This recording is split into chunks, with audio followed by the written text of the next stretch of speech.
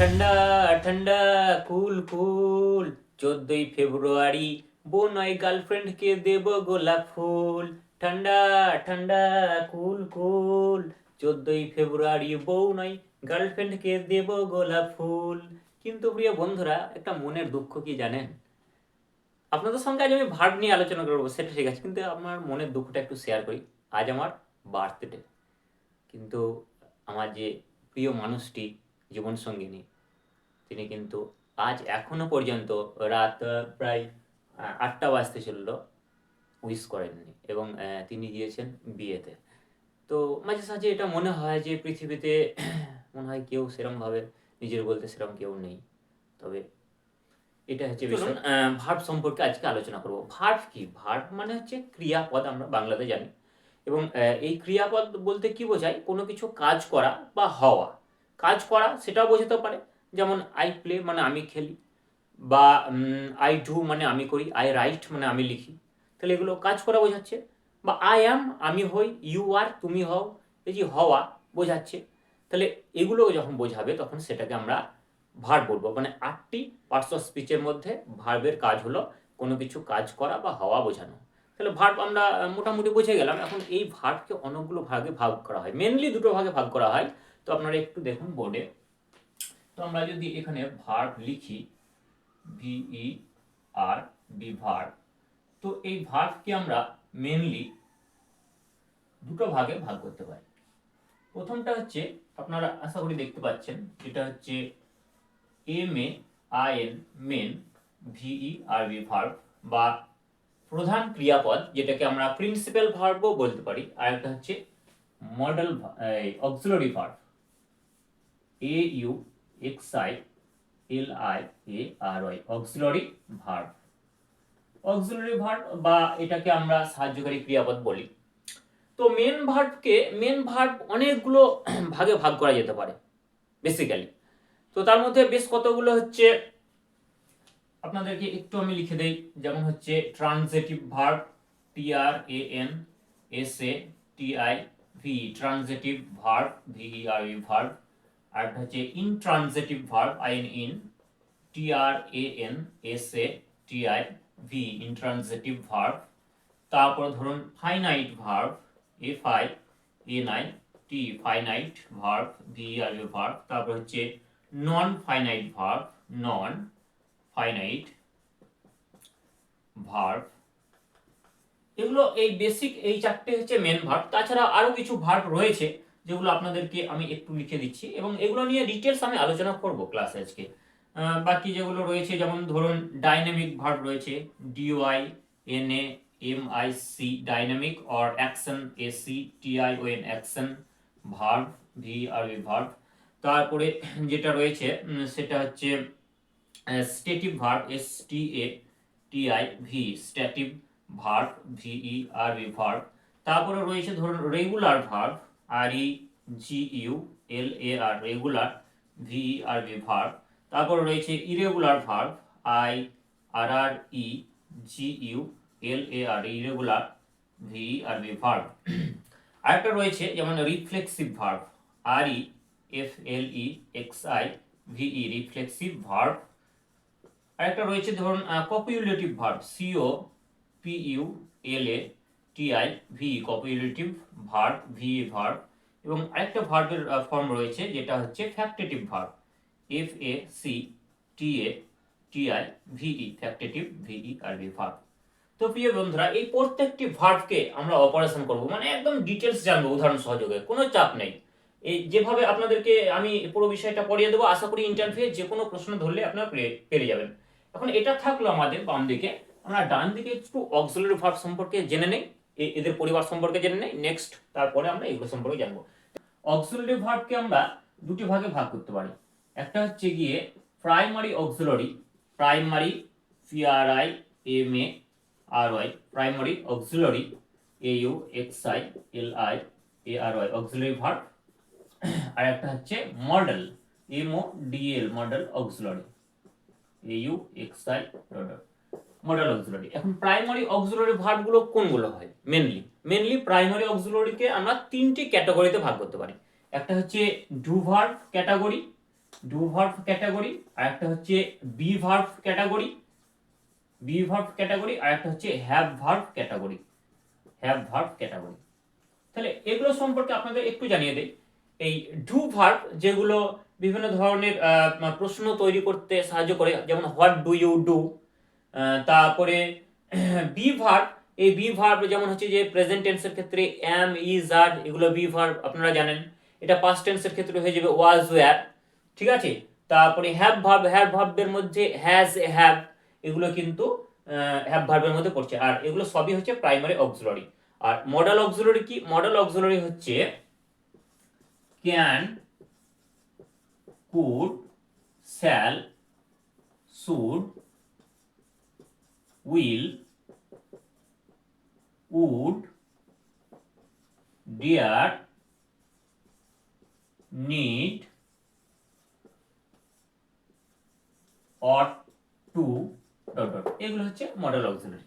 এখন আপনাকে একটু জেনে নেই যে অক্সিলারি ভার্ব কেন বলা হচ্ছে। কারণ অক্সিলারি ভার্ব বা সাহায্যকারী ক্রিয়াপদ সবসময় মেন ভার্বকে সাহায্য করে, বা এগুলো টেন্স গঠন করতে সাহায্য করে, বা কোনো ধরুন কোশ্চেন তৈরি করতে অক্সিলারি ভার্ব সাহায্য করে, বা নেগেটিভ সেন্টেন্স তৈরি করতে সাহায্য করে অক্সিলারি ভার্ব, বা ভয়েস চেঞ্জের ক্ষেত্রে বাক্যের বিশেষ ভূমিকা পালন করে অক্সিলারি ভার্ব, বা ধরুন মুড যেগুলো রয়েছে সেই মুডের মধ্যেও কিন্তু অক্সিলারি ভার্ব প্রধান ভূমিকা পালন করে। তাহলে আমরা বলতে পারি টেন্সের ক্ষেত্রে নেগেটিভ সেন্টেন্স তৈরি করতে, কোশ্চেন তৈরি করতে, তারপরে ভয়েস চেঞ্জের ক্ষেত্রে এবং মুডের ক্ষেত্রে অক্সিলারি ভার্ব গুরুত্বপূর্ণ ভূমিকা পালন করে। এখন অক্সিলারি ভার্বকে প্রাইমারি অক্সিলারি এবং মডেল অক্সিলারি সম্পর্কে দুটো ভাগে ভাগ করা হয়েছে। প্রাইমারি অক্সিলারি সম্পর্কে আপনাদের বলা হলো। এখন মডেল অক্সিলারি গুলো দেখুন, মডেল অক্সিলারি যে ভার্বগুলো রয়েছে তার মধ্যে দুটো খুব গুরুত্বপূর্ণ, একটা হচ্ছে দিয়ে ডেয়ার, ডিআর, এটিআর, আর একটা হচ্ছে নিড। মডেল অক্সিলারি কি হয়? মডেল অক্সিলারি ভার্ব সাধারণত মেন ভার্বকে সাহায্যই করে, মেন ভার্ব, কিন্তু এই ডেয়ার এবং নিড এই দুটো মডেল অক্সিলারি ভার্বের বিশেষ বৈশিষ্ট্য হচ্ছে এরা কখনো কখনো বাক্যে আবার নিজেই মেন ভার্ব হিসাবে ব্যবহৃত হয়। তার জন্য এই ডেয়ার এবং নিড এই দুটোর নাম হচ্ছে semi, S E M I, semi modal, M O D L modal auxiliary, AU XI LIARY auxiliary verb. ঠিক আছে, তাহলে আমরা অক্সিলারি ভার্ব সম্পর্কে জেনে গেলাম। এখন এই দিকের যে মেন ভার্বগুলো রয়েছে সেগুলো সম্পর্কে আমরা ওয়ান বাই ওয়ান জানবো। তো চলুন প্রিয় বন্ধুরা, এখন আমরা transitive verb, intransitive verb, finite verb, non finite verb, এই চারটি ভার্ব সম্পর্কে ঝটপট একটু জেনে নেই। ধরুন আমি লিখলাম transitive verb, TRANSATIVE, transitive verb. আরেকদিকে লিখলাম ধরুন intransitive verb, TRANSATIVE, intransitive verb. এবার এই দুটোর মধ্যে পার্থক্য কি? দেখুন, ট্রানজিটিভ ভার্বের সবসময় একটা অবজেক্ট থাকবে, এটার একটা অবজেক্ট, OBJECT, অবজেক্ট থাকে। কিন্তু ইনট্রানজিটিভ ভার্বের কোনো অবজেক্ট, OBJECT, অবজেক্ট থাকে না।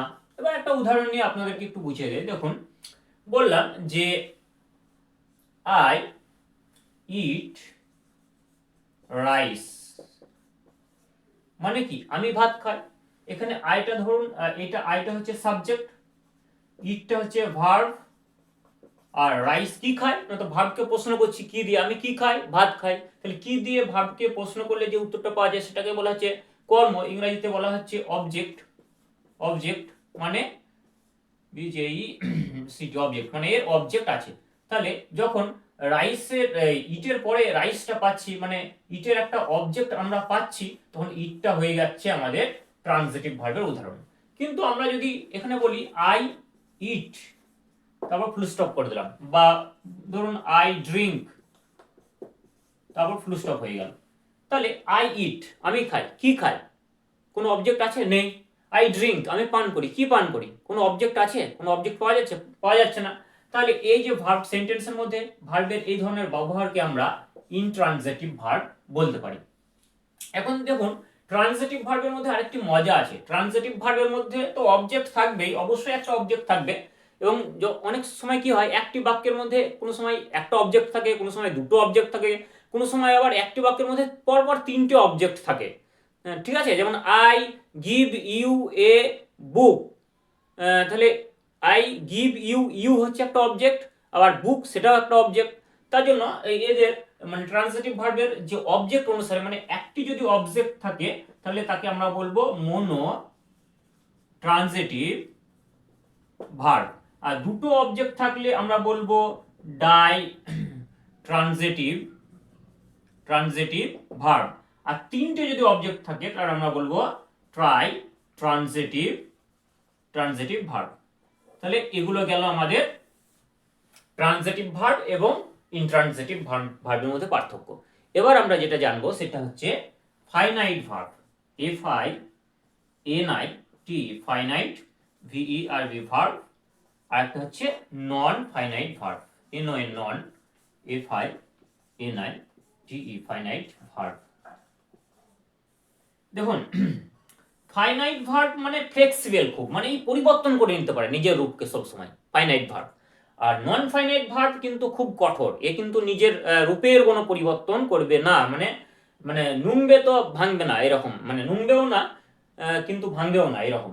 তাহলে ফাইনাইট ভার্বের উদাহরণ কি হতে পারে? ফাইনাইট ভার্বের উদাহরণ ধরুন যেগুলো সাবজেক্ট, বাক্যের সাবজেক্ট অনুসারে নিজেকে পরিবর্তন করতে পারে, তারপরে টেন্সের পরিবর্তনের সঙ্গে সঙ্গে যে ভার্ব নিজেকে পরিবর্তন করতে পারে তাকে আমরা ফাইনাইট ভার্ব বলি। একটা উদাহরণ জাস্ট নেওয়া যাক, যেমন ধরুন আমরা বললাম he wants, WANTS wants to play, PLAY play football, FOOTBALL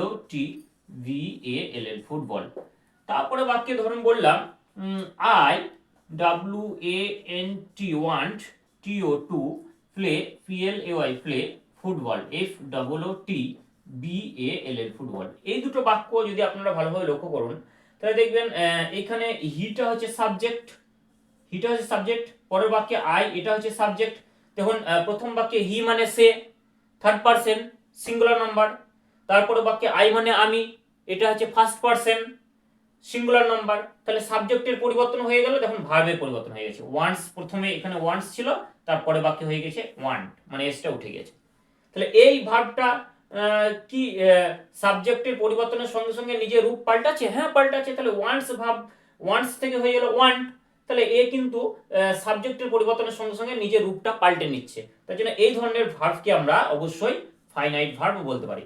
কিন্তু আরো আরেকটি এই বাক্যের মধ্যে দেখুন এখানে প্রথম বাক্যে রয়েছে টু প্লে ফুটবল, তারপরে বাক্য রয়েছে দেখুন টু প্লে ফুটবল, অর্থাৎ এটার কিন্তু কোনো পরিবর্তন হয়নি। এটা হচ্ছে এক ধরনের মেন ভার্ব, কিন্তু এর কোনো ফর্মের পরিবর্তন হয়নি। সাবজেক্টের পরিবর্তন হয়ে গেছে দুটো বাক্যেই, কিন্তু দুটো বাক্যেই এর ফর্ম কিন্তু একই আছে। তো যে ভার্বগুলো সাবজেক্টের পরিবর্তনের সঙ্গে সঙ্গে নিজের কোনো ধরনের পরিবর্তন হয় না তাদেরকে আমরা নন ফাইনাইট ভার্ব বলতে পারি। তাহলে এটা একটা উদাহরণ গেল। আরেকটি যদি আপনাদের উদাহরণ আমি দেখাই, জাস্ট একটু লক্ষ্য করবেন, যেমন ধরুন টেন্সের পরিবর্তনের সঙ্গে সঙ্গে কিভাবে পরিবর্তন হয় সেটা আমরা জাস্ট একটু দেখে নেব। যেমন ধরুন আমি বললাম যে একটু ওয়েট করুন, আমি বললাম যে he is playing football, FOOTBALL football, মানে সে ফুটবল খেলছে। এবার এটা দেখুন তারপরে আমি বাক্যে লিখছি ধরুন he was playing, PLAYING playing football, FOOTBALL football. প্রথম বাক্যটা দেখুন হি ইজ প্লেয়িং ফুটবল, মানে একদম প্রেজেন্ট টেন্সে রয়েছে এবং এটা প্রেজেন্ট কন্টিনিউয়াস টেন্সে রয়েছে। পরের বাক্যটা দেখুন হি ওয়াজ প্লেয়িং ফুটবল, মানে সে ফুটবল খেলছিল, তাহলে এটা পাস্ট কন্টিনিউয়াস টেন্সে রয়েছে আর এই প্রেজেন্ট কন্টিনিউয়াস টেন্সে রয়েছে। তাহলে দেখুন প্রেজেন্ট কন্টিনিউয়াস টেন্সে ইজ যেটা ছিল সেটা পাস্ট কন্টিনিউয়াস টেন্সে গিয়ে ওয়াজ হয়ে গেল, অর্থাৎ এই ইজ, এই বাক্যে ইজ এবং এই বাক্যে ওয়াজ, এই দুটোকে আমরা ফাইনাইট ভার্বের উদাহরণ হিসেবে ধরে নিতে পারি। কারণ কি টেন্সের পরিবর্তনের সঙ্গে সঙ্গে এদের পরিবর্তন হচ্ছে। কিন্তু দেখুন দুটো বাক্যে, এই বাক্যেও প্লেইং রয়েছে, এই বাক্যেও প্লেইং রয়েছে, অর্থাৎ প্লেইংটার কোনো পরিবর্তন হয়নি। তাহলে এটাকে আমরা নন ফাইনাইট ভার্ব হিসেবে ধরে নিতে পারি। আশা করি আপনাদের ফাইনাইট ভার্ব অর্থাৎ নন ফাইনাইট ভার্ব এই দুটোর মধ্যে ধারণা ক্লিয়ার হয়েছে। ফাইনাইট ভার্ব হচ্ছে যে ভার্বগুলি বাক্যে ব্যবহৃত হয় এবং বাক্যের সাবজেক্ট এবং টেন্সের পরিবর্তনের সঙ্গে সঙ্গে নিজের রূপের পরিবর্তন ঘটায় তাকে বলছে ফাইনাইট ভার্ব। যে ভার্বগুলি বাক্যে ব্যবহৃত হয় কিন্তু বাক্যের সাবজেক্ট এবং টেন্সের পরিবর্তনের সঙ্গে সঙ্গে নিজের কোনোরূপ পরিবর্তন ঘটায় না, তাকে বলা হচ্ছে নন ফাইনাইট ভার্ব। এখন নন ফাইনাইট ভার্বের অনেক বড় পরিবার আছে, সেগুলো আমরা জাস্ট একটু জেনে নিই। তো চলুন ডান দিকে আমরা একটু লিখে নিই নন finite verb. Non finite, FINITE, finite verb, VERB verb. তো এই নন ফাইনাইট ভার্বকে মেনলি আমরা তিনটি ভাগে ভাগ করতে পারি। কয়টি ভাগে ভাগ করতে পারি? তিনটি ভাগে ভাগ করতে পারি। প্রথমটা হচ্ছে জেরান্ড, GERUND, জেরান্ড। তারপরটা হচ্ছে গিয়ে পার্টিসিপল, PARTICIPLE, পার্টিসিপল। আর আরেকটা ভাগ হচ্ছে ইনফিনিটিভ, INFINITIV, ইনফিনিটিভ। এই তিন ভাগে কিন্তু নন ফাইনাইট ভার্বকে ভাগ করা যায়। এখন এগুলো সম্পর্কে একটু জানতে হবে, উদাহরণও দিতে হবে আপনাদের, তা নাহলে হয়তো বুঝতে পারবেন না। তো জেরান্ড কি? জেরান্ড হচ্ছে এক ধরনের ভার্ব যেটা বাক্যে নাউন হিসাবে অনেক সময় ব্যবহৃত হয়। যেমন ধরুন বললাম swimming pool, SWIMMING, swimming pool, POOL, ফুল। বা বললাম walking stick, WALKING, walking stick, STICK, stick. এই দুটো উদাহরণ দেখুন। যে পুলের মধ্যে চান করা হয় সেই পুলটাকে বলছে সুইমিং পুল। তাহলে এখানে ING আছে কিন্তু এই সুইমিং পুল একটা নাম বোঝাচ্ছে, অর্থাৎ নাউন হিসাবে কাজ করছে। তারপরে ওয়াকিং স্টিক, যে স্টিক নিয়ে হাঁটা হয়, সে হাঁটা হয়, ওয়াকিং মানে হাঁটা, মানে এটা ভার্ব, কিন্তু যখন স্টিকের সঙ্গে জুড়ে যাচ্ছে তখন ওয়াকিং স্টিক, অর্থাৎ এটাকে কিন্তু একটা জিনিসের নাম বোঝাচ্ছে, একটা লাঠির নাম বোঝাচ্ছে, অর্থাৎ নাউন হয়ে যাচ্ছে। তাহলে এটা কিন্তু বাক্যে নাউন হিসাবে কাজ করে, এরা কিন্তু বাক্যে নাউন হিসাবে কাজ করে। এবার ধরুন পার্টিসিপেল কি? পার্টিসিপেল ধরুন ওই রকম ING যুক্ত থাকে শেষে। যেমন ধরুন উদাহরণ বললাম rotating, ROTATING, rotating fan, FN, fan, যে ফ্যানগুলো মাথার উপর ঘুরে। তারপরে ধরুন বললাম running bus, RUNNING, running bus, BUS, বাস। এই দুটো উদাহরণ নিলে যথেষ্ট। দেখুন একটা ফ্যান, সেটা ফ্যান নাউন, কিন্তু তার আগে দেখুন রোটেটিং ING যুক্ত রয়েছে, রোট করা, রোটেটিং, এটা একটা ভার্ব। তাহলে ভার্ব এবং নাউন একসঙ্গে জুড়ে গিয়ে এখানে এক ধরনের কাজ করছে যেটা হচ্ছে অ্যাডজেক্টিভের মতো। কি ধরনের ফ্যান? রোটেটিং ফ্যান, ঘুরন্ত ফ্যান, মানে অ্যাডজেক্টিভ, মানে কি ধরনের ফ্যান? Rotating fan. ফ্যানটির দোষগুণ বোঝাচ্ছে, ফ্যানটি কি অবস্থায় আছে, রোটেটিং মানে ঘুরছে, তাহলে এটা অ্যাডজেক্টিভ হিসাবে কাজ করছে।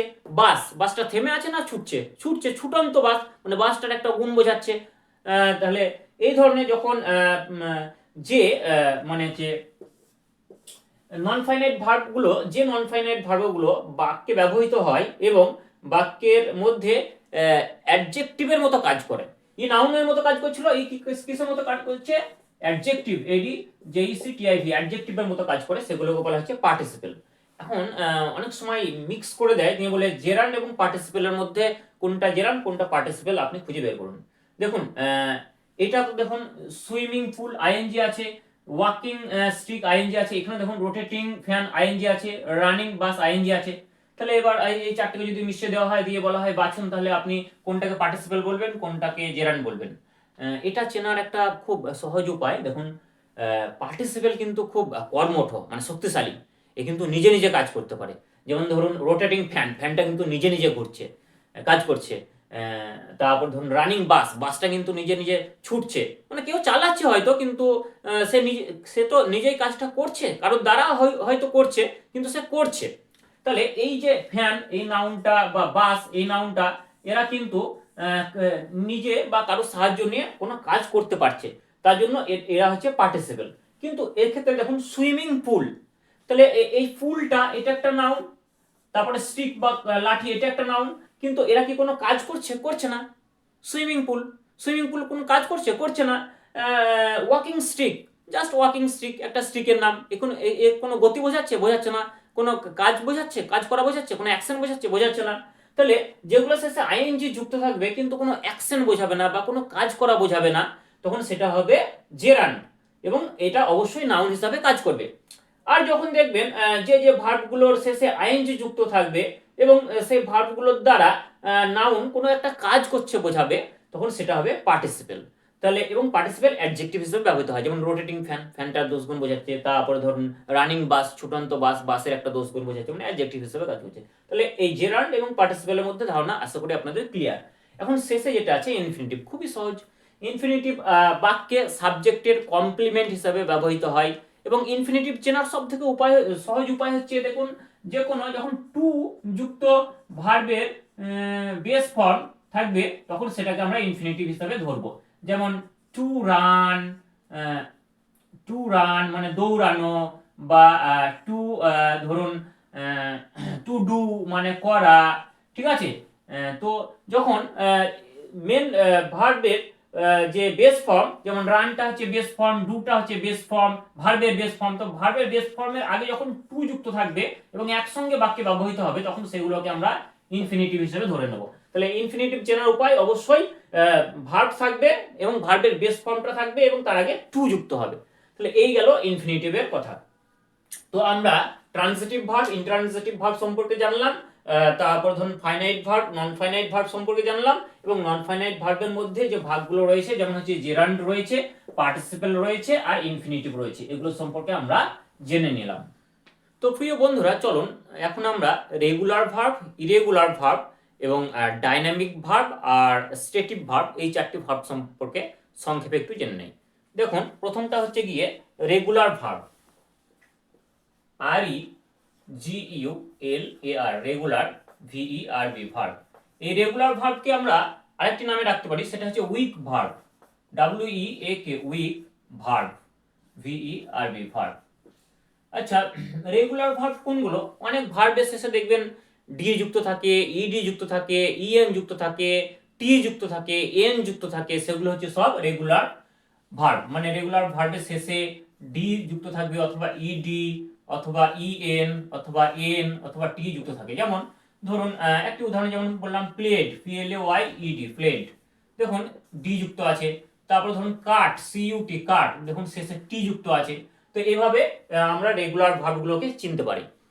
আর আরেকটা হচ্ছে ইরেগুলার ভার্ব, যেটা হচ্ছে IREGULAR, ইরেগুলার, VERB ভার্ব, বা আমরা স্ট্রং ভার্বও বলতে পারি, STRONG, স্ট্রং, VERB ভার্ব। এই ইরেগুলার ভার্ব কোনগুলো?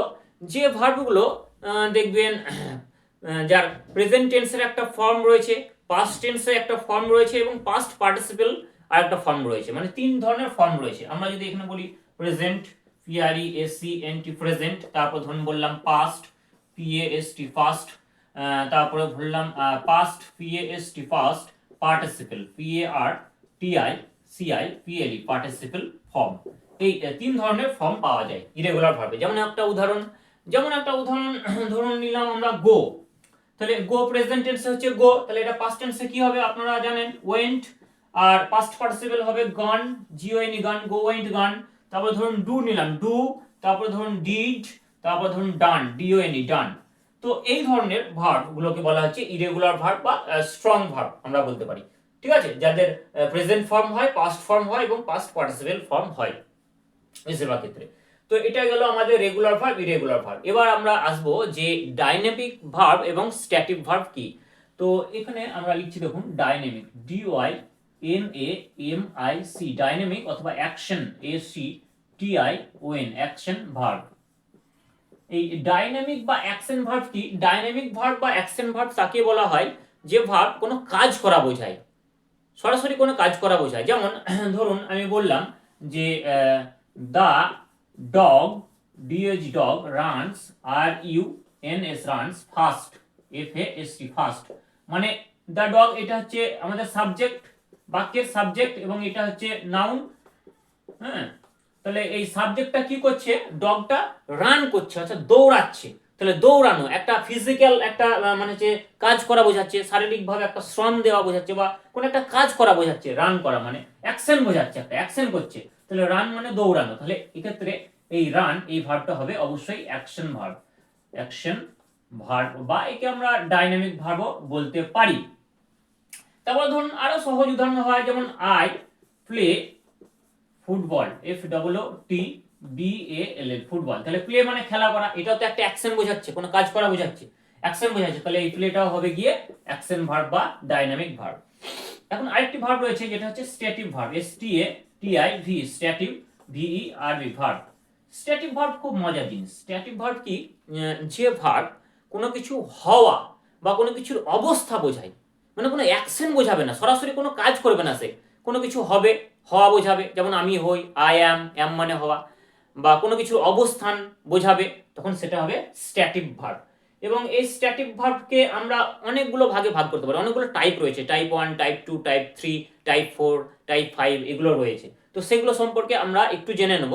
তো এখানে যে স্ট্যাটিক ভার্ব রয়েছে সেই স্ট্যাটিক ভার্বের মধ্যে কয়েকটি উদাহরণ, যেমন ধরুন সি মানে দেখা, তারপরে ইজ মানে হওয়া, তারপরে ধরুন এম মানে হওয়া, আর মানে হওয়া, হ্যাঁ, এগুলো সব হচ্ছে স্ট্যাটিক ভার্ব। তারপর ধরুন লুক, লুক মানে দেখা, তারপর ধরুন লাভ, লাভ মানে ভালোবাসা, হ্যাঁ, তারপরে এই ধরনের, এগুলো কিন্তু কোনো মানে শারীরিক কোনো শ্রম প্রয়োগ করা বোঝাচ্ছে না, কিন্তু কোনো মেন্টাল অবস্থা বোঝাচ্ছে বা কোনো প্রসেস বোঝাচ্ছে, হ্যাঁ, যেগুলো হওয়া বোঝাচ্ছে বা কোনো কিছু হওয়া বা কোনো অবস্থান বোঝাচ্ছে, তখন সেগুলো হচ্ছে স্ট্যাটিক ভার্ব।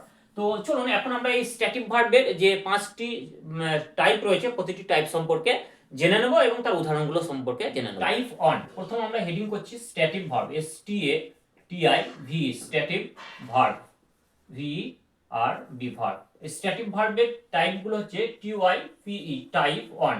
টাইপ 1 মানে প্রথম টাইপ যেটা হয় সেটা হচ্ছে কোনো ফিজিক্যাল পারসেপশন বোঝায়, শারীরিক কোনো পারসেপশন, যেমন হচ্ছে সি মানে দেখা, তারপরে ধরুন টেস্ট, TAST, টেস্ট মানে স্বাদ গ্রহণ করা, টাচ, TOUCH, টাচ মানে কোনো কিছুকে স্পর্শ করা, ঠিক আছে, অর্থাৎ ফিজিক্যাল পারসেপশন বোঝাচ্ছে, সেটা হচ্ছে টাইপ 1।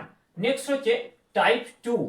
টাইপ 2 তে কি বলা হয়, টাইপ 2 তে যেটা বলা হয়েছে কোনো মেন্টাল প্রসেস, কোনো মানসিক প্রসেস বোঝাচ্ছে, মানে আমরা ধরুন কোনো কিছু চিন্তা করছি, কোনো ভাবছি, সেগুলো মেন্টাল প্রসেস বোঝাচ্ছে। যেমন মেন্টাল প্রসেস বোঝাচ্ছে, যেমন থিঙ্ক, THINK, থিঙ্ক মানে ভাবা, এটা একটা মেন্টাল প্রসেস। তারপরে ধরুন ক্যালকুলেট করা, কোনো কিছু মনে মনে ক্যালকুলেট করছি, ক্যালকুলেট, CALCULAT, ক্যালকুলেট, আন্ডারস্ট্যান্ড, এগুলো সব হচ্ছে টাইপ 2, অর্থাৎ মেন্টাল প্রসেস বোঝালে কিন্তু আমরা স্ট্যাটিক ভার্ব ব্যবহার করি বা সেগুলোকে স্ট্যাটিক ভার্ব বলতে পারি।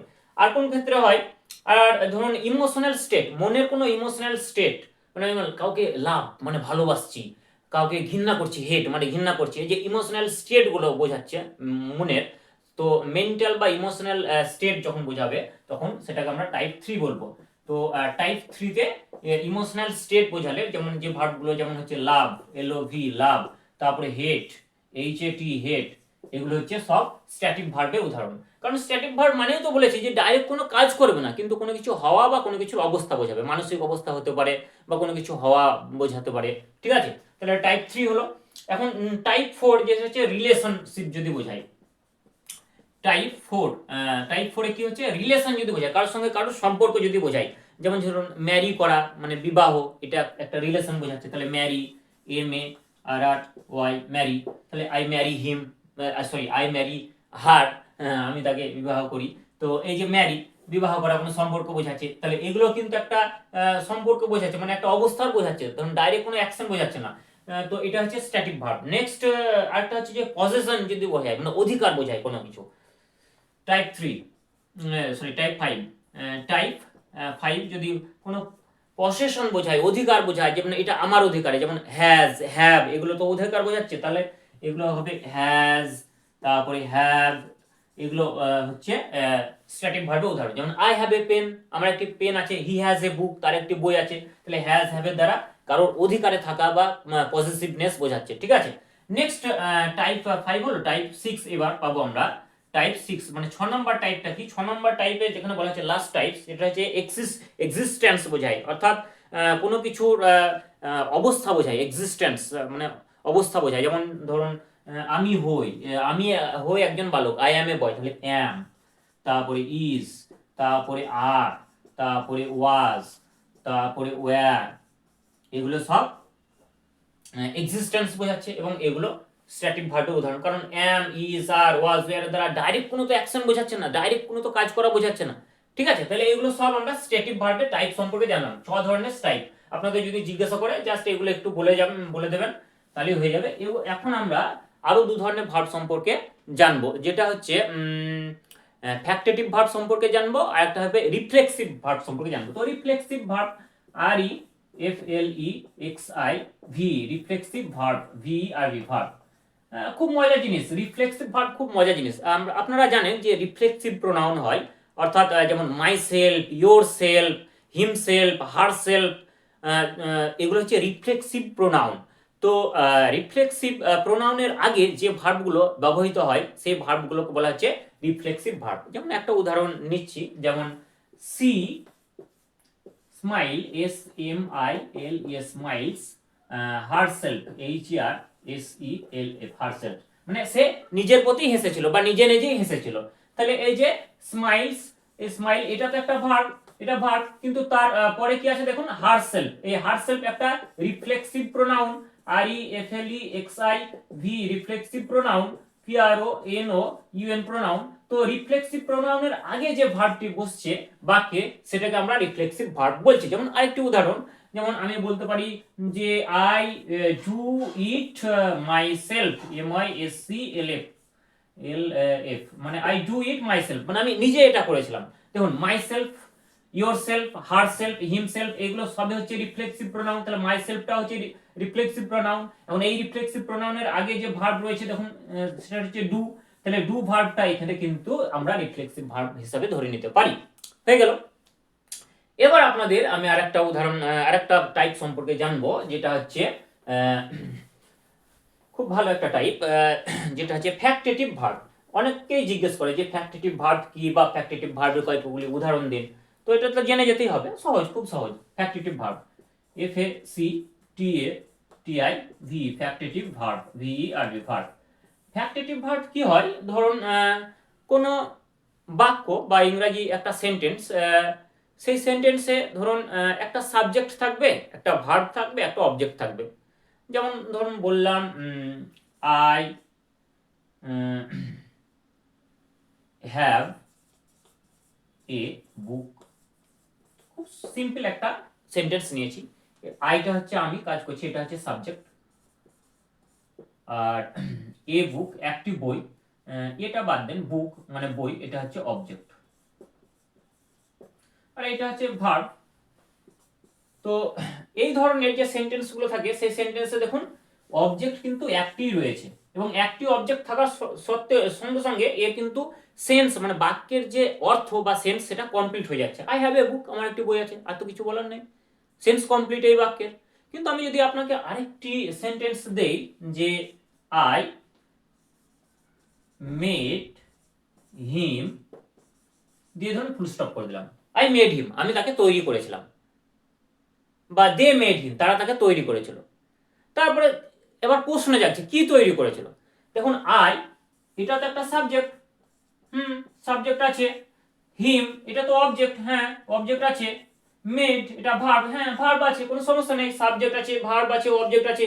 কিন্তু তারপরেও কিন্তু বাক্যের অর্থ সম্পূর্ণ হচ্ছে না। আই মেড হিম, আমি তাকে তৈরি করেছিলাম, কি তৈরি করেছিলাম তারপরে ইনফরমেশনটা অবশ্যই জানার প্রয়োজন, কিন্তু এখানে নেই।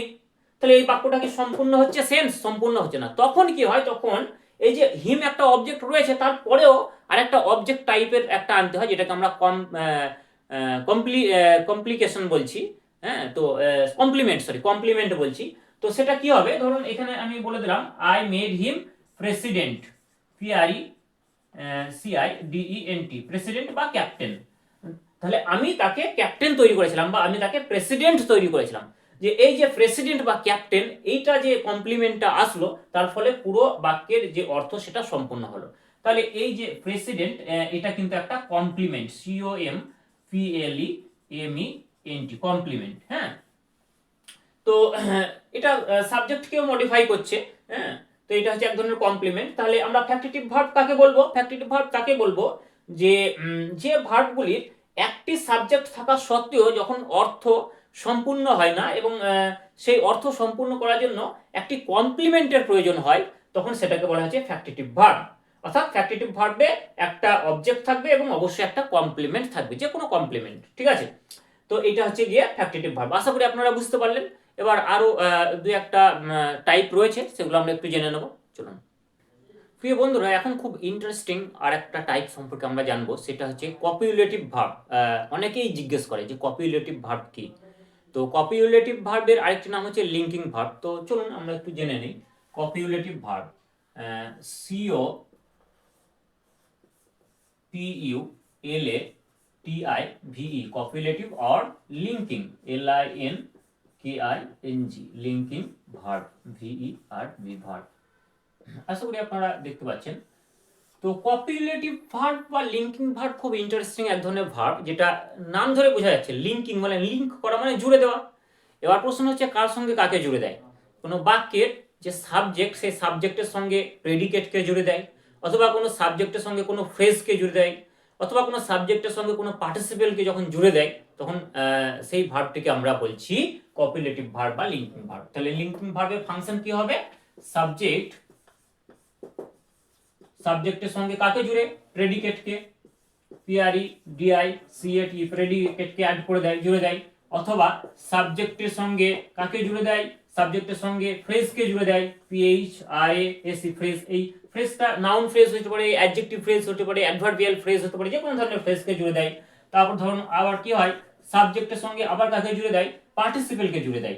Participle, PRTICIPLE, participle. আমরা একটু আগে জেনেছিলাম নন ফাইনাইট ভার্বে পার্টিসিপেল সম্পর্কে, যেটা অ্যাডজেক্টিভ হিসেবে কাজ করে। মানে পার্টিসিপেল বা আমরা ব্যাকটে অ্যাডজেক্টিভ লিখে রাখি, তাহলে আপনাদের বুঝতে সুবিধা হবে। মানে দোষ গুণ বোঝায়, এমন কোনো ব্যাপার থাকবে। তো এই হচ্ছে ব্যাপার। এবার উদাহরণগুলো নিয়ে আমরা একটু দেখব। তো দেখুন, আমি একটা উদাহরণ নিচ্ছি এখান থেকে, যে ইউ আর বিউটিফুল।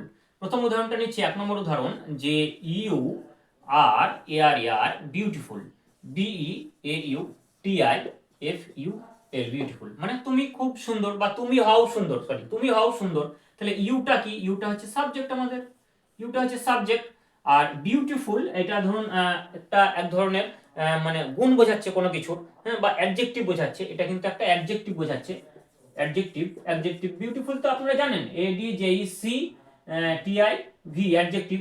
এবং এই অ্যাডজেক্টিভটা বাক্যে কমপ্লিমেন্ট, এই পার্টিসিপেল হিসেবে ব্যবহৃত হয়েছে। ঠিক আছে, পার্টিসিপেল হিসেবে এই অ্যাডজেক্টিভ ব্যবহৃত হয়েছে, যেহেতু দোষ গুণ বোঝাচ্ছে। তাহলে দেখুন, সাবজেক্ট এবং সাবজেক্টের সঙ্গে কাকে জুড়ছে? কোনো অ্যাডজেক্টিভ বা পার্টিসিপেলকে জুড়ছে। তার জন্য এই যে ভার্ব আর ভার্বটা ইউ আর বিউটিফুল, ইউ অর্থাৎ সাবজেক্টের সঙ্গে বিউটিফুল অর্থাৎ কোনো অ্যাডজেক্টিভকে যেটা পার্টিসিপেল হিসেবে ব্যবহৃত হচ্ছে সেটাকে জুড়ে দিচ্ছে। তার জন্য আরটা হচ্ছে গিয়ে আমাদের কপিউলেটিভ ভার্বের উদাহরণ।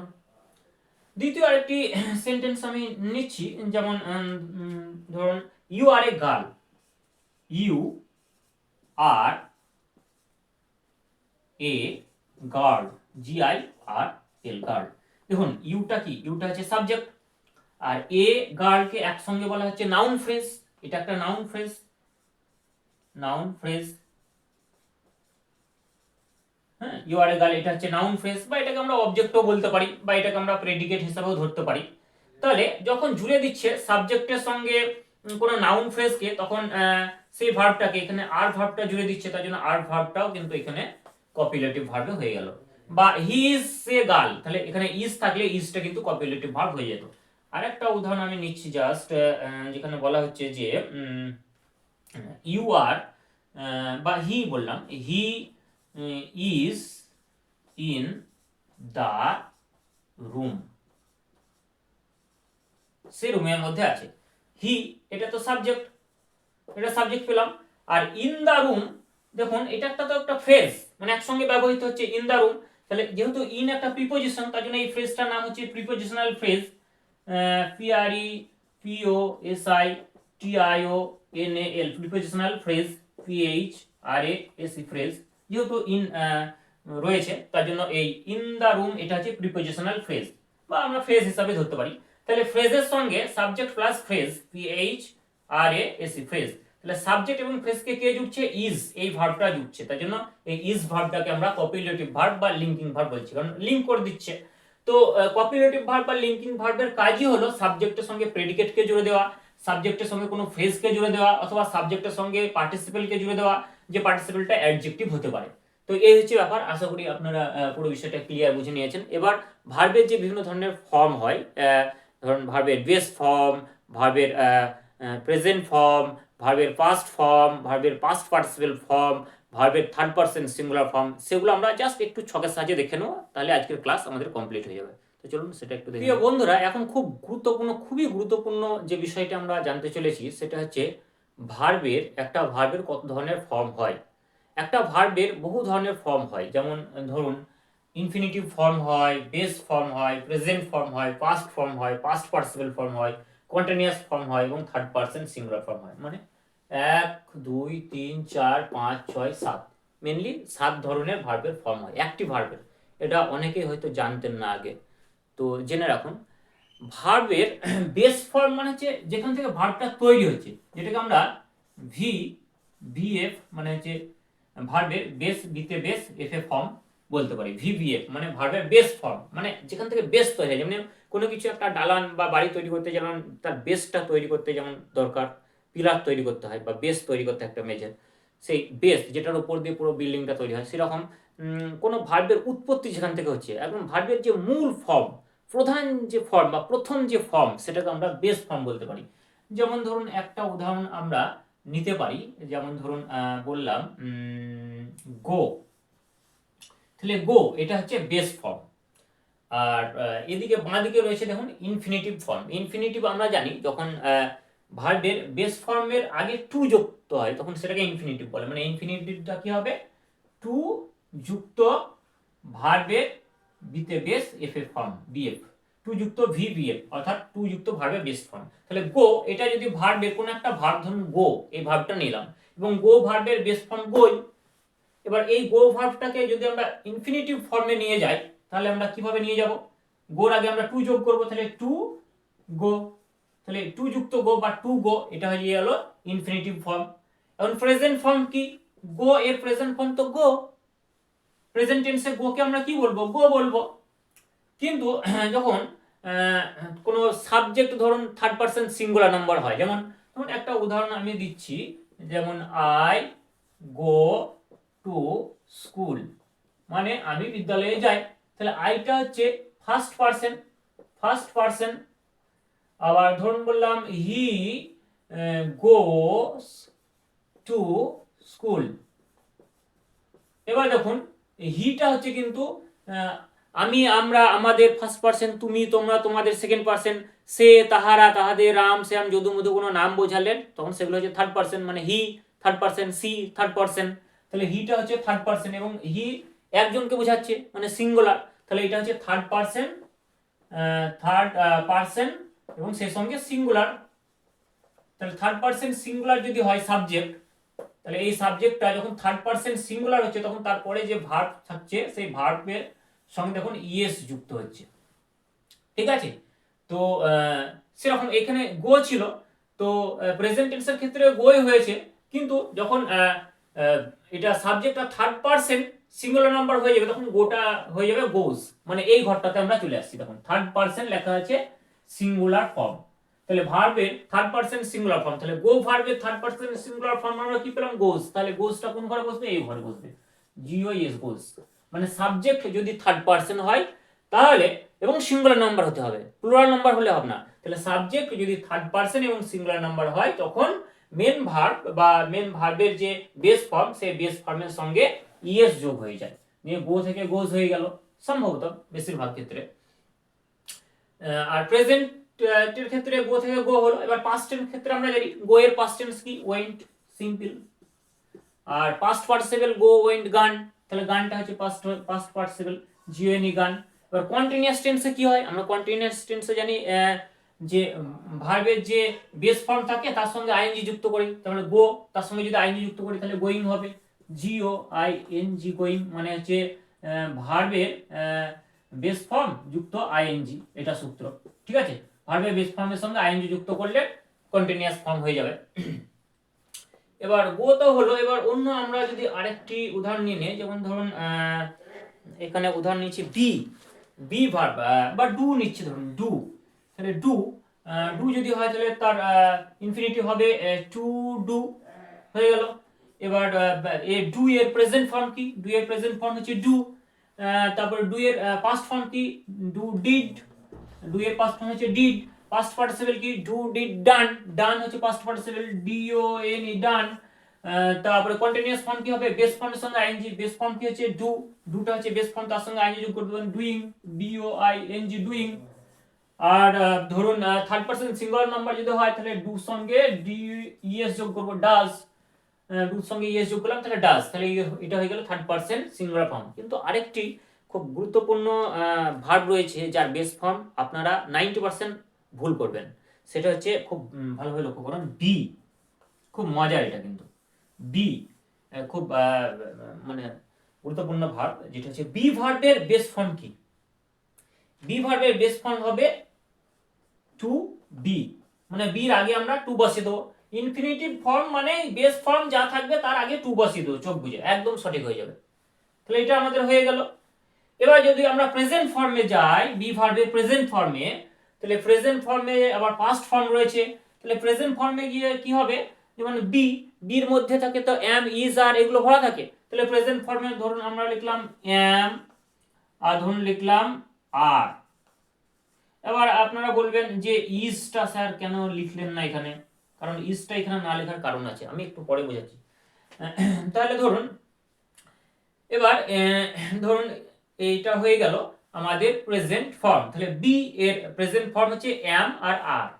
এবার পাস্ট ফর্ম কি হবে, পাস্ট ফর্ম হয়ে যাবে ওয়াজ হয়ে যাবে আর ওয়্যার হয়ে যাবে। এম আর আর এর পাস্ট ফর্ম ওয়াজ ওয়্যার হয়ে যাবে। আর পাস্ট পার্টিসিপল কি হবে, পাস্ট পার্টিসিপলে হয়ে যাবে আপনাদের যেটা হচ্ছে বিন, BEEN বিন, খুব ইন্টারেস্টিং, এটা মনে রাখতে হবে কিন্তু।